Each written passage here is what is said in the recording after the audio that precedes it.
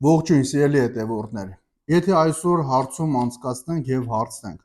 որն է կյանքի ամենակարևոր նպատակը, շատերը կպատասխանեն՝ լավ աշխատանք, ապահով ընտանիք,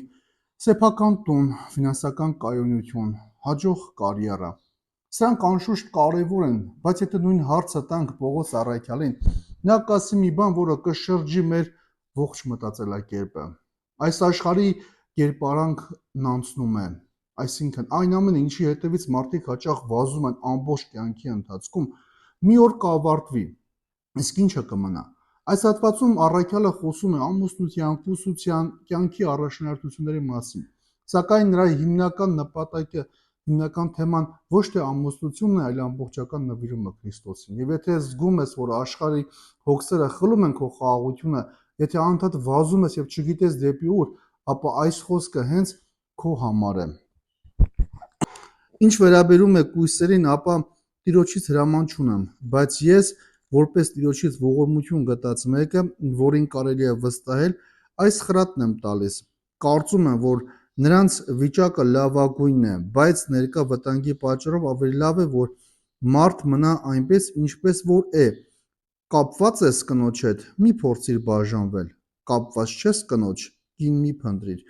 Եթե ամուսնանաս, մեղք գործած չես լինի, եւ եթե կույսն ամուսնանա, մեղք գործած չի լինի, բայց այդպիսիները մարմնական նեղություն ունենալու, որոնցից կուզենայի զերծ պահել ձեզ։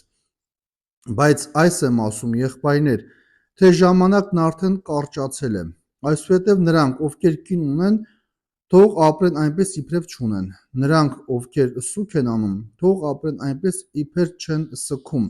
Նրանք, ովքեր ուրախանում են, թող ապրեն այնպես, իբր չեն ուրախանում։ Նրանք, ովքեր գնում են, թող ապրեն այնպես, իբր գնացածի տերը չեն։ Նրանք, ովքեր օգտվում են այս աշխարհից, թող ապրեն այնպես, իբր չեն վայելում, որովհետև այս աշխարհի վայելչությունն անցնելու վրա է։ Ուստի ուզում եմ, որ դուք հոգսերից զերծ լինեք, որովհետև ով կին չունի, հոգում է Տիրոջ գործերի մասին, թե ինչպես հաճելի լինի Տիրոջը։ Իսկ ով կին ունի, հոգում է աշխարհի գործերի մասին, թե ինչպես հաճելի լինի իր կնոջը։ Նույնպես եւ իրարից տարբերվում են ամուսնացած կինը եւ կույսը, որովհետեւ կույսը հոգում է Տիրոջ գործերի մասին, որպեսզի սուրբ լինի մարմնով ու հոգով, իսկ ամուսնացած կինը հոգում է աշխարհիկ գործերի մասին, թե ինչպես հաճելի լինի իր ամուսնուն։ Սա ձեր օգուտի համար եմ ասում, ոչ թե ձեզ վրա ճնշում եմ գործադրում, այլ ուզում եմ, որ պարկեշտությամբ ու անզբաղ մտքով ծառայենք Տիրոջը։ Ամեն։ Այս մասին Տիրոջ պատվերը չունեմ, բայց իմ խորհուրդն եմ տալիս։ Պողոս առաքյալը զարմանալի ազնվությամբ ասում է, որ այս հարցում չի փոխանցում Տիրոջ ուղղակի պատվերը, այլ իր որպես սուրբ հոգով առաջնորդվող առաքյալի իմաստուն խորհուրդը։ Սա սովորեցնում է մեզ կարևոր սկզբունք։ Քրիստոնեական կյանքում կան պատվիրաններ, որոնք անփոփոխ են, եւ կան իրավիճակներ, որտեղ անհրաժեշտ է հոգևոր իմաստություն։ Հաճախ մարդիկ ուզում են, որ Աստված յուրաքանչյուր մանրուքի վերաբերյալ հրաման տա, բայց Աստված տվել է մեզ նաև բանականություն, փորձ եւ Սուրբ Հոգու առաջնորդություն, որպեսզի կարողանանք ճիշտ որոշումներ կայացնել։ Հովան Ոսկեբերանը հետևյալ կերպ է բացատրում, որ Պողոսի խոնարհությունն այստեղ ավելի մեծ հեղինակություն է տալիս նրա խոսքին։ Նա չի պարտադրում իր կարծիքը, այլ առաջնորդում է սիրով եւ իմաստությամբ։ Լավ է, որ մարդը մնա այնպես, ինչպես որ կա։ Պողոս առաքյալը չի ասում ամուսնությունը վատ բան է։ Նա արդեն նույն գլխում ասել էր, որ ամուսնությունը Աստծո պարգևն է, բայց այստեղ նա հիշեցնում է, որ յուրաքանչյուր կոչում իր պատասխանատվությունն ունի։ Նրա ժամանակներում եկեղեցին հալածվում էր եւ քրիստոնյաները ապրում էին անորոշության մեջ։ Այդ պատճառով նա խորհուրդ է տալիս չշտապել կյանքի մեծ փոփոխությունների հարցում։ Այս խոսքերը չեն նշանակում, որ ամուսնությունը երկրորդական է կամ անարժեք։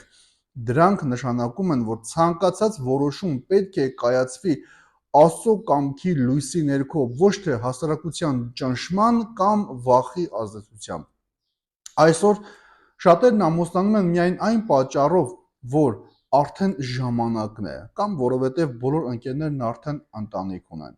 Մյուսները հակառակը վախենում են պատասխանատվությունից եւ անընդհատ հետաձգում են այդ կարևոր որոշումը։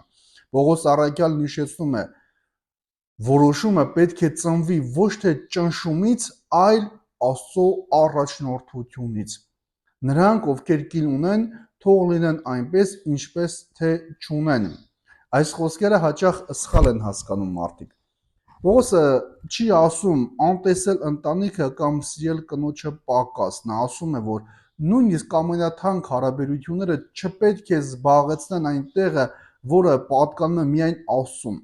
Եթե Աստված առաջին տեղում չէ, ապա նույնիսկ ամենալավ հարաբերությունները ժամանակի ընթացքում կկորցնեն իրենց ամրությունը։ Երբ ընտանիքի կենտրոնում Քրիստոսն է, ամուսինն ու կինը ավելի են սիրում միմյանց, երբ կենտրոնում միայն սեփական ցանկություններն են, սկսվում են հիասթափությունները։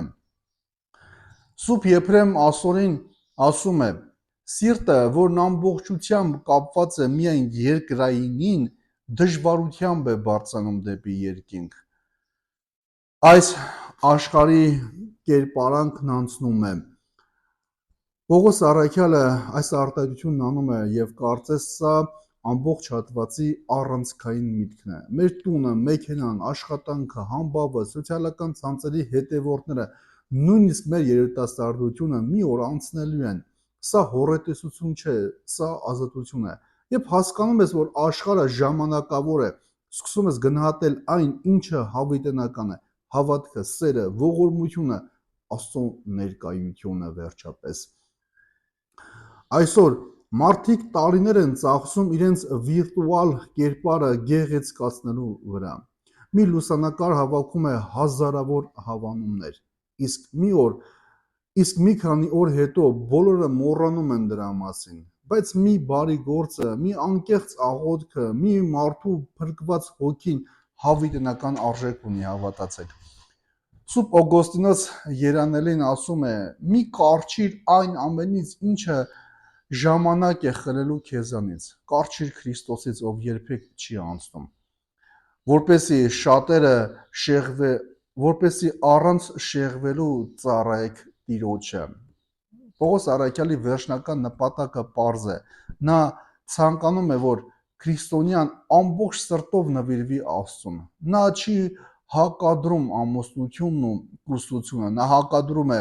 ցրված կյանքը եւ նպատակային կյանքը։ Ամուսնացած մարդը պետք է հոգա նաեւ իր ընտանիքի մասին, ինչը բնական է եւ սուրբ պարտականություն։ Չամուսնացած մարդն ավելի ազատ ժամանակ կարող է հատկացնել Տիրոջը ծառայելու։ Երկու ճանապարհներն էլ կարող են լինել սուրբ, եթե ապրում են Աստծո փառքի համար։ Սուրբ Գրիգոր Նյուսացին ասում է, որ կյանքի ցանկացած վիճակում մարդու գլխավոր կոչումը սրտի անբաժան նվիրումն է Աստծուն։ Եթե սիրտը բաժանված է բազմաթիվ կուռքերի միջև, խաղաղություն չի լինի երբեք։ Այսօր ամենամեծ ճգնաժամներից մեկը ոչ թե ժամանակի պակասն է, այլ ուշադրության պակասը։ Մեր սիրտը մշտապես ցրված է։ Հեռախոս, լուրեր, սոցիալական ցանցեր, աշխատանք, անհանգստություններ։ Մենք այնքան զբաղված ենք, որ երբեմն նույնիսկ աղոթքի ժամանակ ենք մտածում այլ բաների մասին։ Պողոս առաքյալը մեզ հիշեցնում է, որ ամենաթանկ նվերը կենտրոնացած սիրտն է, այն սիրտը, որ գիտի, թե ով է իր կյանքի կենտրոնում գտնվում։ Այս հատվածը մեզ կյանքում կիրառելի մի քանի կարևոր հատվածներ է պատգամներ է տալիս։ Կյանքի ամենամեծ որոշումները կայացրու աղոթքով, ոչ թե հասարակության ճնշմամբ։ Մի կառուցել ինքնությունդ միայն ամուսնության, աշխատանքի կամ հաջողության վրա։ Ամեն օր հիշիր, որ այս աշխարհը ժամանակավոր է։ Ժամանակ հատկացրու Աստծուն հետ լուռ մնալուն։ Ընտանիքը դարձրու աղոթքի վայր եւ ոչ միայն բնակության վայր։ Մի զոհիր հավիտենականը հանուն անցողիկի։ Սովորիր ասել ոչ այն զբաղվածությանը, որը քեզ հեռացնում է Աստծուց։ Հիշիր, որ կյանքի արժեքը չափվում է ոչ թե ձեռքբերումով, այլ հավատարմությամբ։ Ամեն օր հարցրու քեզ. ինչն է այսօր զբաղեցրել իմ սրտի առաջին տեղը։ Ապրիր այնպես, որ եթե այսօր հանդիպես Քրիստոսին, չամաչես քո ընտրություններից։ Սուրբ Հովհան Ոսկեբերյանը սովորեցնում է, որ կյանքի ամենամեծ որոշումը պետք է ծնվեն ոչ թե ճնշումից, այլ Սուրբ Հոգու առաջնորդությունից։ Սուրբ Եփրեմ ասորեն հիշեցնում է, որ սիրտը, որ չափազանց կապված է երկրայինին, դժվարությամբ է ապրում երկնային արժեքներով։ Օգոստոս Երանելին շեշտում է, որ միայն Քրիստոսն է անանց, իսկ մնացած ամեն ինչ ժամանակավոր է։ Սուրբ Գրիգոր Նյուսածին ընդգծում է, որ Աստծուն ամբողջությամբ նվիրված սիրտը մարդու ամենամեծ հարստությունն է։